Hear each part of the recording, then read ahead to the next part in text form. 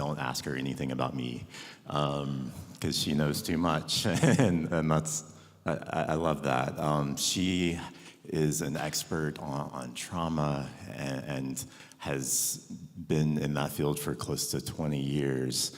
And so this week has been a heavy week in Nashville. I've talked with so many people. Lots of people have reached out with questions and needing comfort and things like that. And so this in the church calendar is Palm Sunday, and so we do have palms, but we are diverting a little bit from the classic traditional Palm Sunday message, and we're going to dive in and talk about grief and trauma, and also look towards healing. How do we respond in a time like this? How do we help others through a time like this? And Easter next week, I'm going to touch on it a little bit. Next week is Easter, and it's going to be, I think it's a good time for Easter. If there was ever a good time for Easter, this is a good time for Easter. And this day starts what is typically Holy Week, and just reflecting on the last week, it's felt like a really unholy week in our city. And so we want to turn our eyes to Jesus, and we want to turn our eyes to one another and to our own hearts. And so I'm so grateful for Missy to be here. The plan was for me to ask questions and kind of interview her, but she has come so prepared that I don't know that I'm going to say anything else the rest of the day. So, but y'all welcome Missy Caldwell. Yeah. Just a short plug, they also own Caldwell Guitars on Woodland, and so, yeah, Silas is, anyway, sorry. Good morning. So I'm an individual therapist, and so this is maybe a nightmare. I'm even a yoga teacher who found a way to teach individual yoga by being a yoga therapist, so closer. So we'll figure this out. I'm not used to being on the mic. It's Sweaty Palm Sunday.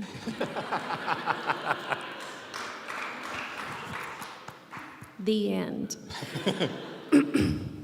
So I'm first of all, I want to thank Jason for asking me to be here. He also asked my husband, who's also a therapist, who's teaching this morning at another church at St. Augustine's. And so I am a trauma therapist, and I also know trauma very well personally. And so we'll talk a little bit about that today, of how trauma affects us depending upon what we're working with in our own inner worlds.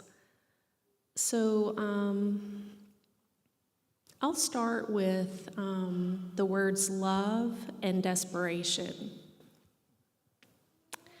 So this week in staffing, I work at the Estuary in the West End. It's a counseling center, holistic, integrative health center, and we met as a collective staff on Tuesday, and our leader, Susan, asked us to find 2 words. Now, I'm not sure why Susan picked 2 words. She's not sure either, but she did. And immediately, love really filled my heart. And that's important for me individually, because that has not always been the case in dealing with heartbreak. So what I want to, if I can remind you or bring into your awareness anything today, is that this is an individual experience. And we might have some similar thoughts and feelings, and that's fantastic. But we also may have some different thoughts and feelings. And there's no wrong way to be. I think my work as a therapist is about helping people be with what they're experiencing so that we can navigate with wise effort from that place. And I have a lot of experience of feeling outrage as well So I know how to hold the space for that. I have a degree in that as well. But my first word was love, and my second was desperation. So feeling this enormous amount of love in my heart that I wanted to reach out and connect with the community, as I'm sure many of you felt and feel, and also desperation. How do I help? How does this ever stop? Why is this happening? I have a 15-year-old. My friends have young children. Looking at pictures of the children lost, the loved ones, the caregivers. Love and desperation were my words, but I really want you to find your own today.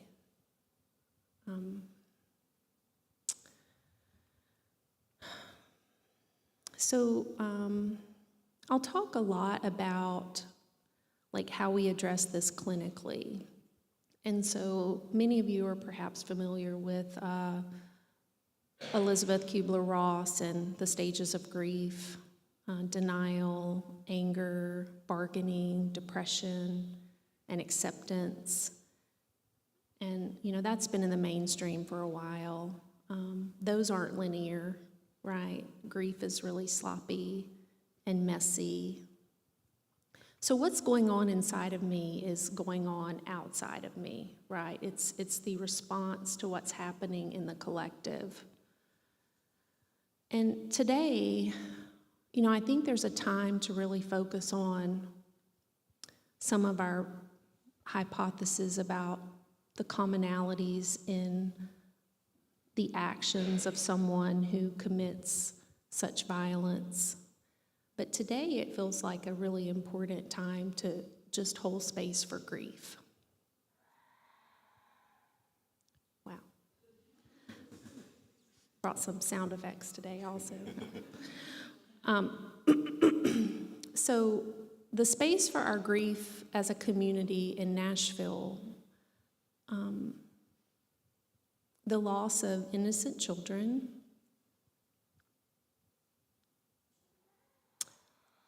the devastated families, the loving teachers and caregivers, the fellow students and classmates who remain, the dedicated church family, and our brave law enforcement.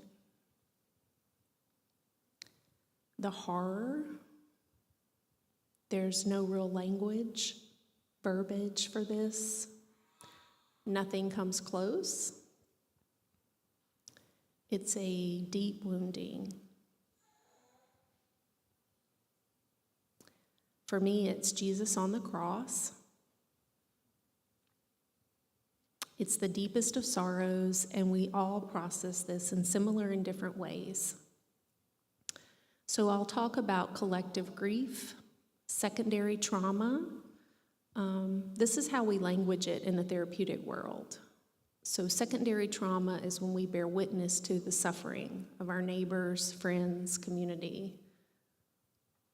So slide number 4, what is trauma?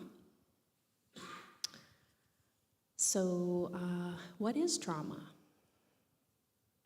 Trauma, acute trauma, chronic trauma, complex trauma, PTSD. So trauma results from an exposure to an incident or series of events that are emotionally disturbing or life-threatening, with lasting adverse effects on the individual's functioning, mental, physical, social, emotional, and/or spiritual well-being. Acute trauma results from a single incident.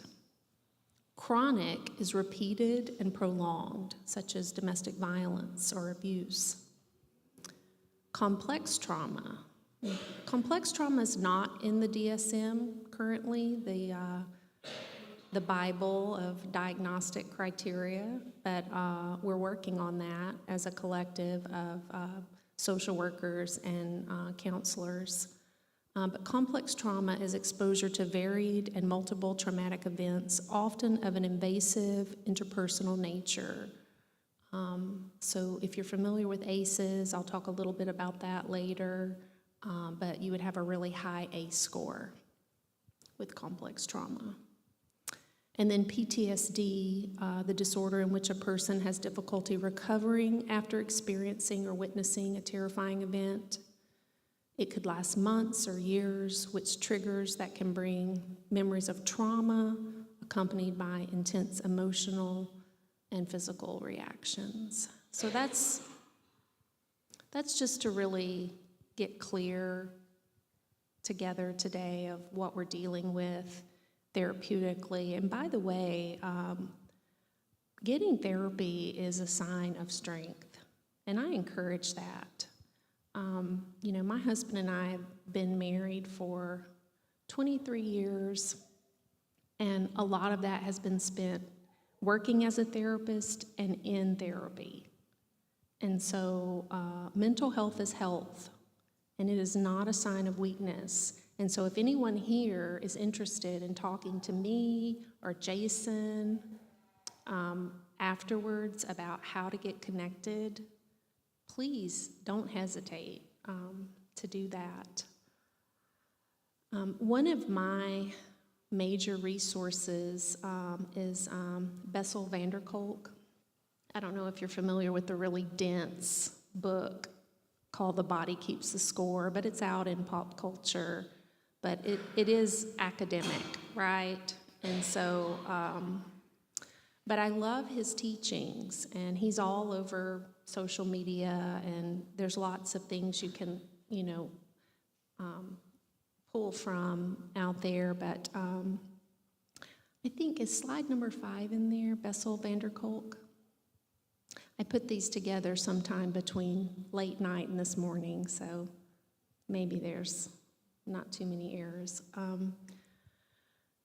But he says that not the story of something that happened back then, but the current imprint of that pain, horror, and fear of living inside the individual. Trauma interferes with our brain circuits that help us focus, become flexible, to be able to stay in emotional control. It rearranges the brain's wiring, including the areas dedicated to pleasure, engagement, control, and trust. Think about the families moving forward from this. Think about the fellow students moving forward from Monday's events. Trauma is an experience that basically leaves people stuck in a state of helplessness and terror. Oh my God, my life is over. It changes how you perceive danger and what you consider relevant and irrelevant. In the therapeutic setting, the trauma how I often approach it is the interruption in the normal functioning when the event occurred and the client is often maladapted. So our response to the trauma in the moment, we get stuck there, yeah? We get stuck, and we don't have the support that we need, and we don't even know what we're feeling, and we don't know that we're holding it in our body. We don't know that it's affecting our physical health. We don't know that it's affecting our other relationships. And so we're operating from this place of being maladaptive. And so really trauma is about the interruption of what's happening inside of you. And we need to use a therapeutic tool to reconnect to that, to have a space to contain it, to understand what it is, and to begin to heal from it.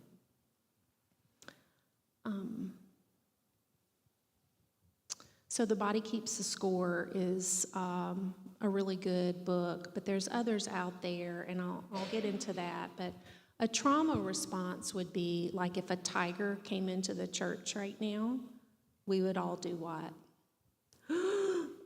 Right? So that's, And someone with complex trauma, they're always there. Yeah, like in this heightened, like fight or flight. And so that's the sympathetic nervous system, like working too hard all the time. And so in a therapeutic setting, what I might do is help you get grounded, help you get in touch with some breathing that could help you come out of fight or flight. Something Bessel says that I find to be true is that we can talk about trauma all day, but who's going to tell the body that it's okay to relax? It's really not done cognitively. It's through breathing, it's through movement, it's through expression. So we have to identify what we're feeling, what's going on. We have to be still long enough, not fight it, not run from it, these defense mechanisms that we have. And I'll get into that too.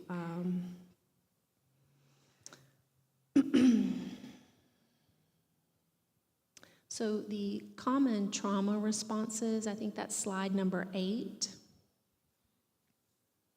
And maybe you can find yourself here today. So we'll look at, and these can occur in primary and secondary trauma. So let's look at fight. Can you relate to anger outbursts, becoming controlling, bullying, being narcissistic, being explosive? What about flight? This is familiar to me. Being a workaholic, overthinking, anxious, panic, OCD, restlessness, perfectionistic. These are all ways to manage something going on in the internal world. Freeze, difficulty making decisions, stuck, dissociation, isolating, numbness.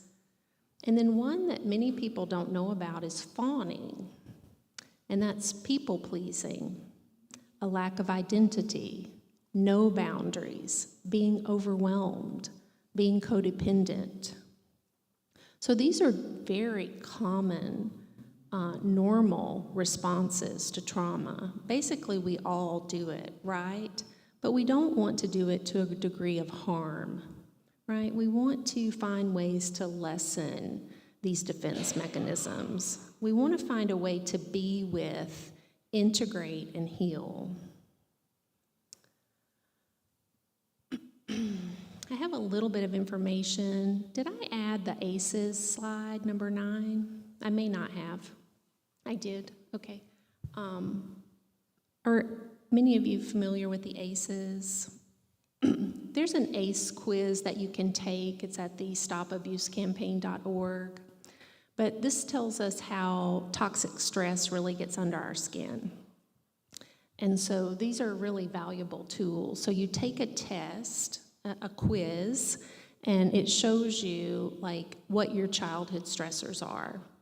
And the higher the score, the more likely you are to have not just mental health issues, but physical health issues. So back to Bessel van der Kolk's The Body Keeps a Score, it's all connected. So high blood pressure, chronic stomach issues, heart disease, all these have been connected to high ACE scores. So we're getting into now, like it's not out here, let's get real clear, it's very real. If we don't deal with the issues that we're carrying around, they really do deal with us. It's really important to be aware of your coping. It's not about perfection, but we want to learn how to take care of ourselves better so that we can take care of our community better. Parents, we need to be aware of our ACE scores so that we are not repeating generational trauma. Yeah, we can't not repeat what we won't sit with and look at. I know that personally. And by the way, I know a lot about trauma related to gun violence because that's very close to me personally. Not only am I a therapist, but I lost a parent to gun violence. So these things I know because I live. So it's not just about being a therapist for me. It's more of really a knowledge that I have experienced. Like, I can say I know these things to be true, but I know these things to be true. One thing you said, just talking about the ACE, is that it's identifying your own childhood stressors, which that's the reality is things that happened to us like decades ago. Some of us are still influencing how we relate to the world now. I had a friend who works in this field tell me one time, and I think he was quoting someone, but I'm just quoting someone. But he said, if we don't deal with our own pain, everyone around us will.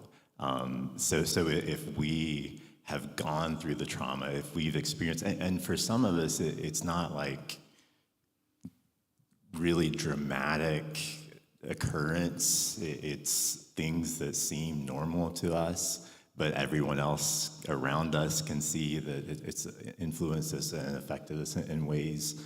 And so it doesn't have to be a dramatic moment for all of us, but we're all bringing things from our childhood into our everyday life. And so when moments like the shooting this week happened, some of you already had trauma, already had fear related to being in public spaces. I knew this week there would be less people in person because there's already fear about being in public spaces, and this just dramatized that and emphasized that. But one of the things that I love that you're talking about, and there are ways to address those. The body does keep the score, and we are influenced by the things that happen to us, but we don't have to stay in that. And so will you talk more about the grounding practices and maybe even how you've gone from experiencing this trauma to living as a thriving, healthy adult and also helping other people through it? Really good. I'd forgotten you were there, Jason. So yes, it's really hard to explain, I think, as a therapist, when people are like, what do you do? Well, Pastor too, yeah. Pastors like you love public speaking too, right? We have that in common. So, I think what I mostly do is whole space. Well, what's that? Well, cultivate presence. Well, what's that? Well, help people ground. What's that? Body scan with people. What's that? And so, I can lead you through an idea of that. So let's just all pretend that you're individually in the session with me right now. And this event has just happened. And you have complex trauma, right? Or you have, something else working with you. Or this is just really the first traumatic event you've experienced. Whatever it could be, I would just say, sometimes I would make a nest for you when you would come in. I put lots of pillows and blankets on the couch, and I get some lavender going, and it's just really comfortable. So support, love, presence. I listen to you. And then we'll do a grounding exercise. I'll ask you to close your eyes or soften your gaze and pay attention to what you're experiencing in your physical body. Like, where's there tension or tightness? Are you clenching your jaw? Are you holding your breath? Is the breath shallow or deep? And a lot of times the response is, gosh, my jaw hurts, or there's tightness here, or my heart is beating really fast. And so we just observe it, right? We become a witness to that. And, I think the other thing that I really want you to hear me say today is we're not trying to fix as much as we are being with the experience that you're having. Because most likely what you're feeling and experiencing is really, really normal for you. And, we don't need to pathologize everything that happens. We just perhaps need to learn how to be with it. And so after we look at the body, we might look at thinking. You're like, look at thinking. So it's about observing your thoughts. This monkey mind that's like da-da-da-da-da-da-da-da-da-da, right? You don't know what I'm talking about, do you? So it's this like onslaught of rapid thoughts and fears and conversations in your head. And so we observe thinking. And then finally we'll go to what I call the heart space, this really tender, vulnerable feeling center, and we just witness and wait. And the heart speaks, by the way. It will tell you, all the wisdom that you need for managing what's happening. And then it's just about integrating all these centers. So that's pretty much what an hour session would be like.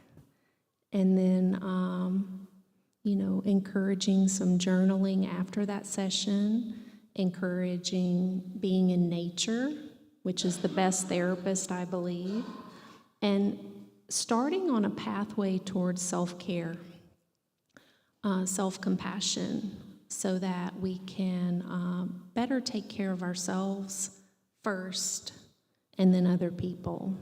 Because if I'm not really taking care of myself, if I don't know what I'm feeling, it's really difficult to navigate someone else. So if I'm not living a self-care lifestyle, it's really, really hard for me to get you to buy into that, right? And it's not about being selfish. It's about being healthy and whole so that I can help you and you can help me. Let's see. I wanted to talk a little bit, too, about my work as a therapist for children for about 15 years prior to working with adults.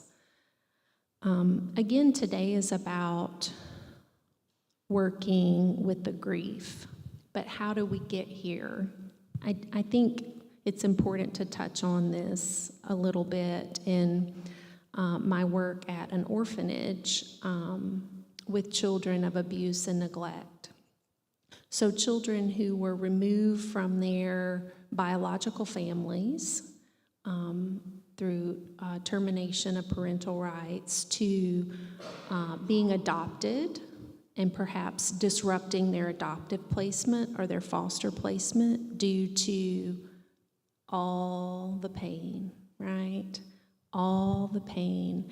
And so I learned a lot about myself as a human being, and I learned a lot about love and desperation. I don't know if any of you have seen the TED Talk. I Was Almost a School Shooter by Aaron Stark, but I think that's a really important TED Talk to watch.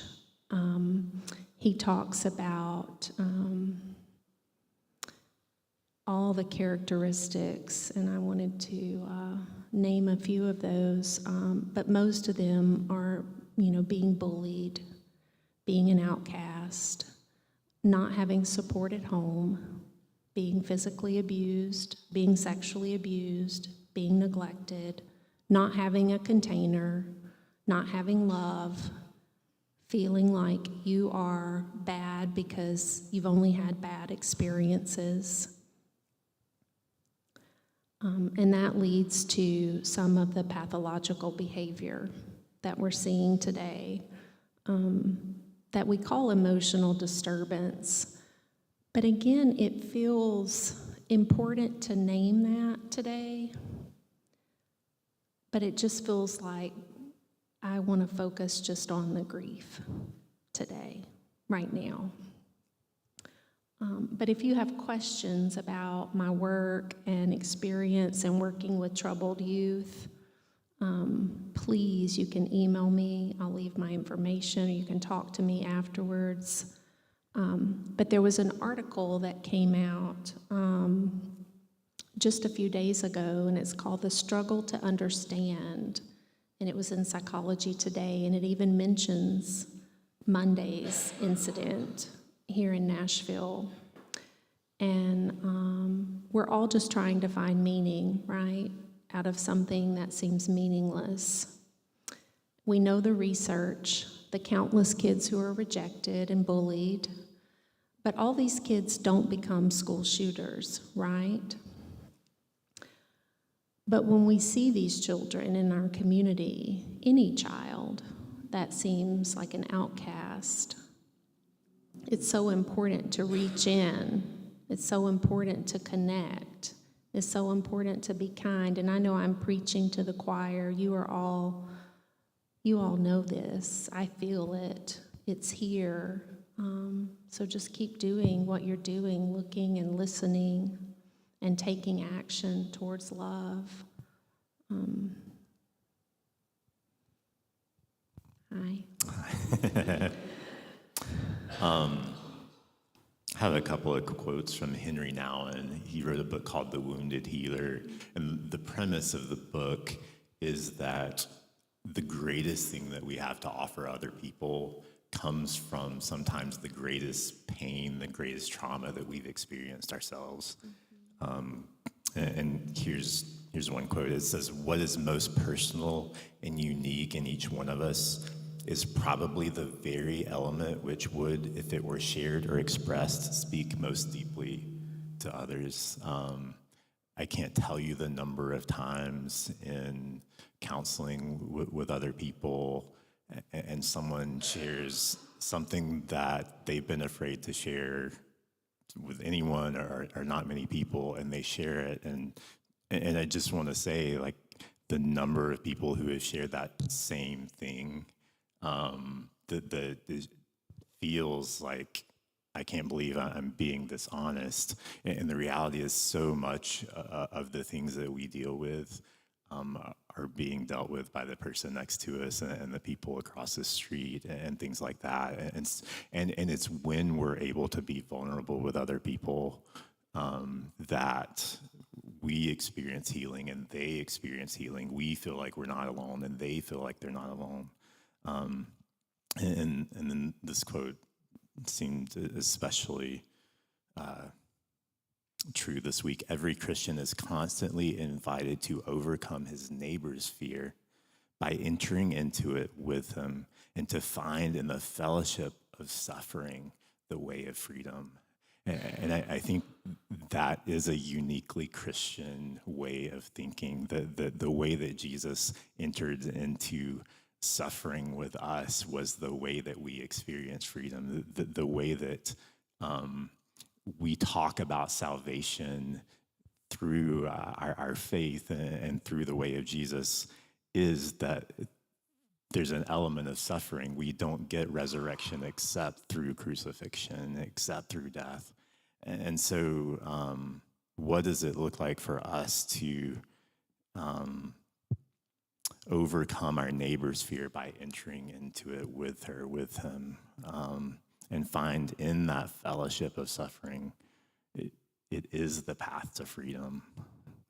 But Missy, I want to just thank you for being here, and feel like you've helped us start a conversation on this that obviously is multi-layered and will take our own research and seeking out.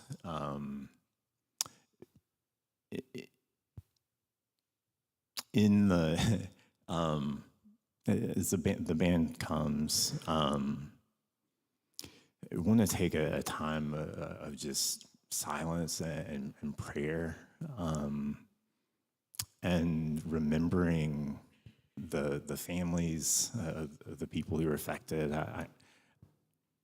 Had several people from outside of Nashville reach out to me this week and just express care and concern. And I didn't think I knew anyone at the school. And by the end of Monday, I was surprised the number of people I knew affected. The music teacher is a good friend of mine's wife. I graduated from high school with the director of enrollment, and it was just like, Nashville's a fairly big city, at least for me, from where I come from. It's also kind of small, and what affects this community affects the whole community. And so I also want to be aware that there may be some of you who were directly affected by this. And I also realize that some of you are pretty far away from this. You live in a different kind of circles and things like that. And thank you for being here. I do think probably all of us in some ways are affected by trauma, realized and unrealized. And so I encourage you to take the ACE test. I don't want to do that, but I'm going to this week. There's some things you just don't want to know about yourself. The thing that I've learned being a human being for all these years is everyone else around me already knows it. And so it's better if I know it too.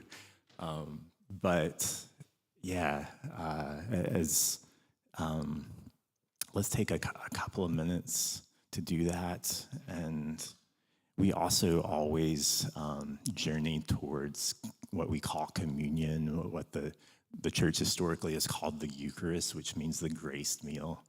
And in this, we see the welcoming nature of God, the family heart of God, the parental heart of God, the hosting heart of God, that we are welcomed into God's family, which means nurture and compassion and care and also protection and healing. And so you are invited into that.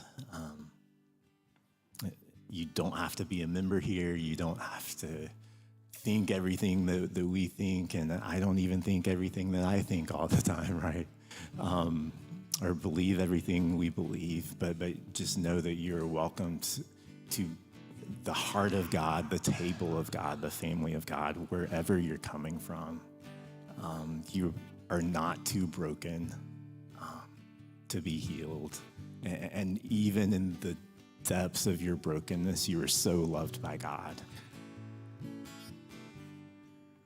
And on the night that Jesus was betrayed, he took bread and he gave thanks for it.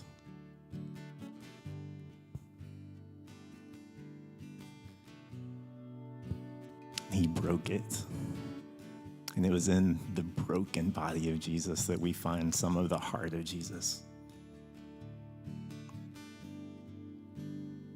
He took a cup and said, "This is a cup of a new covenant, a new relationship. This is my blood poured out for you, for many, for the forgiveness of sins." And so you're invited to that today. But if you'll close your eyes and let's take a couple of minutes. Some of you may have things right now that you need to confess. And I just encourage you to do that to God just in this time. You have been carrying this. Maybe it's something you've done, maybe something that's been done to you. Just, the Bible says to cast all of your cares upon him because he cares for you. And so let Jesus carry this for you.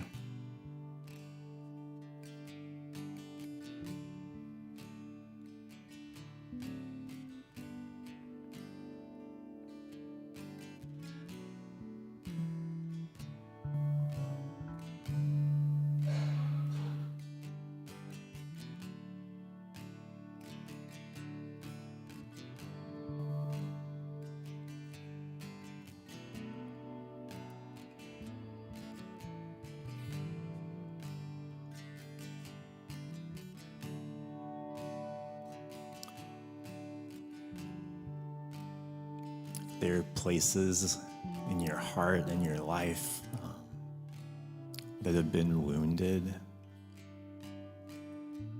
I encourage you to offer those to God.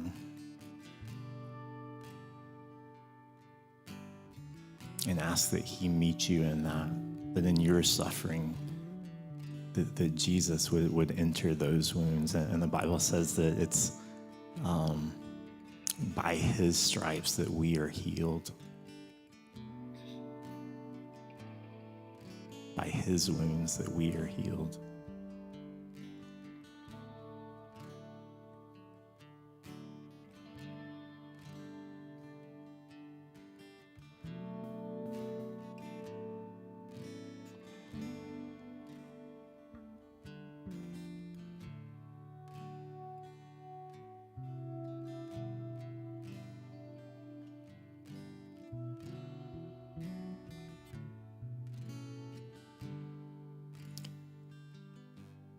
We all also always want to turn our eyes to the people around us. And who is God calling you to reach out to enter into their suffering, to love them, to see them, to acknowledge them? Ask God in this time who he's placing on your heart to do that.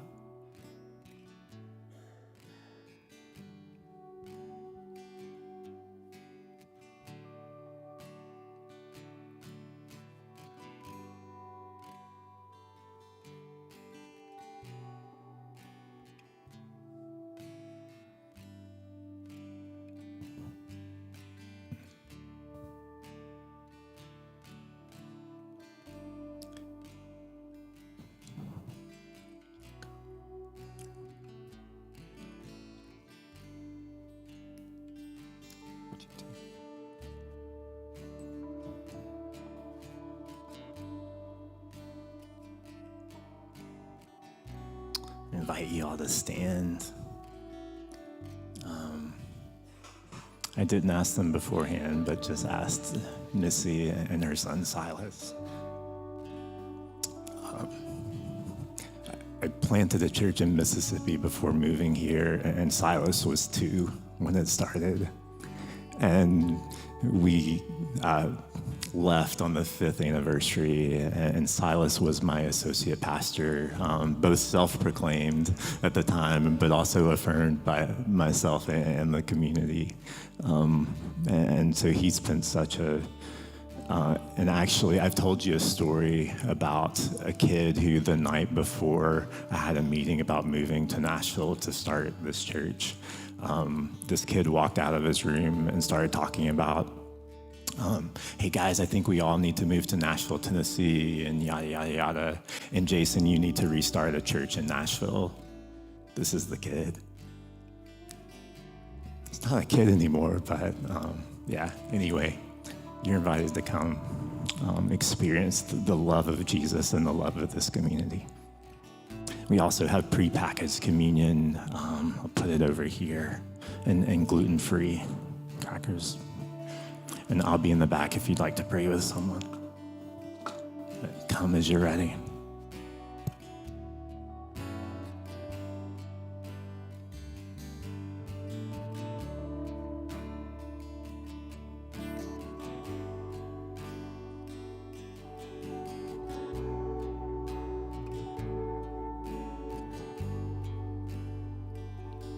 Lord, you search me, how you know me. You perceive my every thought from afar. In all my wandering, still you love me. King of glory, you pursue my anxious heart. Even when I'm not, you're faithful.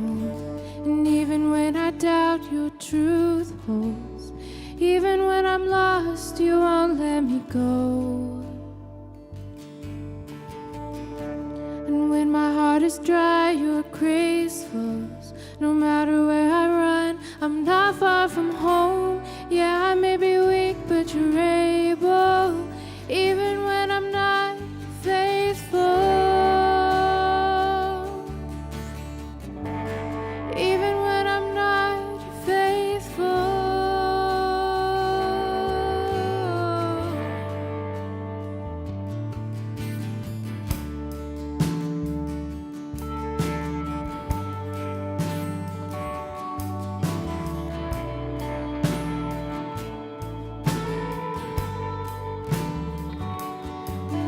you search me, how you know me.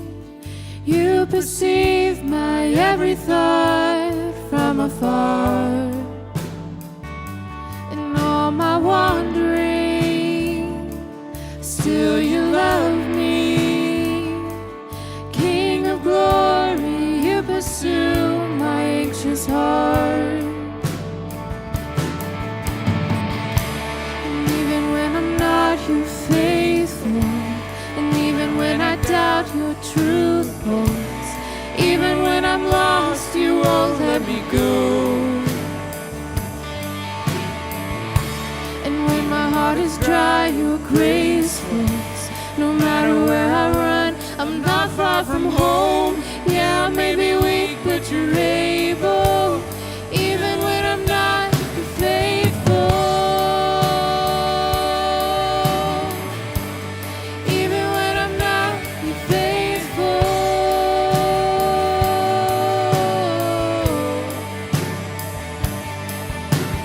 Where can I go from your spirit? Where can I hide from your face? Where can I flee from your presence? Where would I go? Where would I go? If I rise to the heavens, you're with me. If I fall to the depths of the sea, even there it's your hand that will lead me. Wherever I go, wherever I go. Where can I go from your spirit? Where can I hide from your face? Where can I flee from your presence? Where would I go? Where would I go? If I rise to the heavens, you're with me. If I fall to the depths of the sea, even there it's your hands that will lead me. Wherever I go, wherever I go. Even when I'm not, you're faithful. Even when I doubt, your truth holds. Even when I'm lost, you won't let me go. When my heart is dry, your grace flows. No matter where I run, I'm not far from home.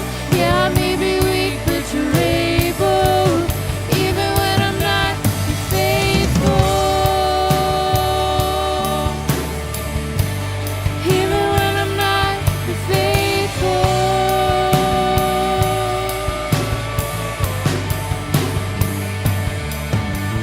Where can I go from your spirit?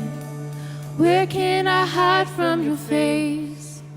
Where can I flee from your presence? Where would I go? Where would I go? If I rise to the heavens, you're with me. If I fall to the depths of the sea, even there it's your hand that will lead me. Wherever I go, wherever I go.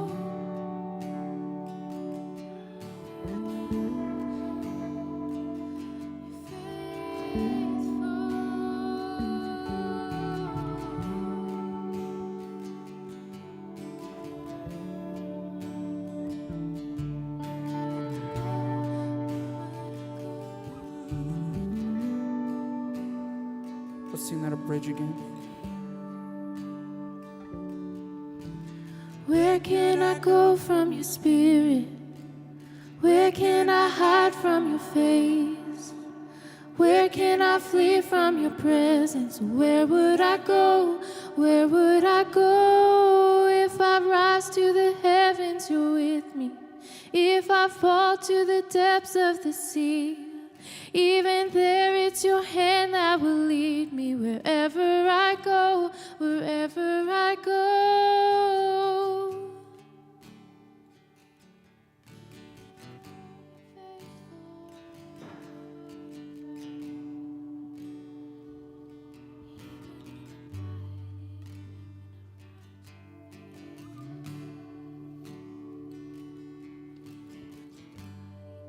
So, there is going to be next week, which is Easter, there's going to be a potluck. And this is usually my wife who would do this announcement. She's not here, so I am the substitute. But It'll be at Hunter and Colby's house, the Abrams, who do the children's ministry. Great folks. It's going to be a great time. Basically, I have this info I'm going to read to you. Potluck, so you bring a dish and a beverage to share. 4 p.m. at the Abrams house in Gallatin. The address, are we going to post this somewhere? Yeah, we'll post it. We'll post it. There will be an egg hunt for children and a playground and a bonfire with s'mores and hot dogs provided. And I think a jam session of sorts, bring instruments, is what I've been told to tell you. So I don't think we have many musicians here, so it's probably, not going to be much. But if you want to bring a guitar, a harmonica, kazoo, maybe we can give a prize to whoever brings the biggest instrument, bring a drum kit, I don't know. No, but that's going to be next Sunday at 4 p.m. at the Abrams house, and it's going to be awesome. You got any jokes, Josiah? Josiah always has jokes. So. Well, I'll tell you this. I was teaching my daughter a lot of jokes for April Fool's Day. I was trying to get her to FaceTime our family and do stuff. And she told some jokes. They were pretty good. Her favorite one that she kept saying was, what did one plate say to the other? Dinner's on me. So that was good. And then on our drive home from the Sounds game yesterday, she's in the back seat. She goes, Dad, my tooth just fell out. She's got a loose tooth right now. She goes, Dad, my tooth just fell out. And me and Mom just flip around. Are you serious? She goes, April Fools. And she got us for real. And I was like, all right, that was good. So. Nice, thank you. 2 weeks after Easter, we also have a potluck downstairs in the basement directly after the service. Last fall, we did a potluck, definitely the first time since COVID, one of the first times ever, and it got competitive a little bit, like nicely, but y'all showed out so much that we thought we had to do it again because you're amazing cooks, and I thought it was just the old ladies that I grew up with, but you showed out. So that's 2 weeks after Easter. Would love to see you there and invite your friends. Thank you so much for being here this week. Would love to see you next week at Easter. And if you are struggling during this time, reach out and we'll try to connect you with some people to walk you through this. But go in peace to love and serve the Lord. Oh, wait, no. One more joke or announcement? Or this joke couldn't wait. My wife is watching online, and she just reminded me to tell you that you can sign up for the potluck next week with the dish you're going to bring, I think. Is there a sign-up sheet out there? There is. There's a sign-up sheet out there, or you can email events@homechurchco to tell us what you're bringing. All right. Awesome. Thank y'all so much. We'll see you next week. Go in peace to love and serve the Lord.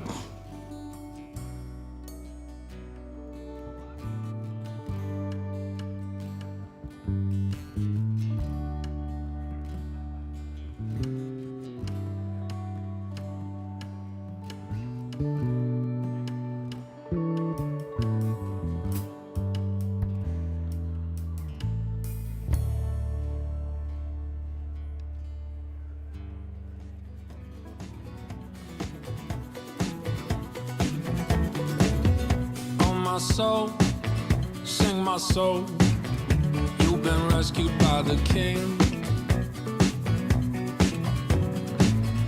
Oh my soul, sing my soul, he scattered your enemies like wind.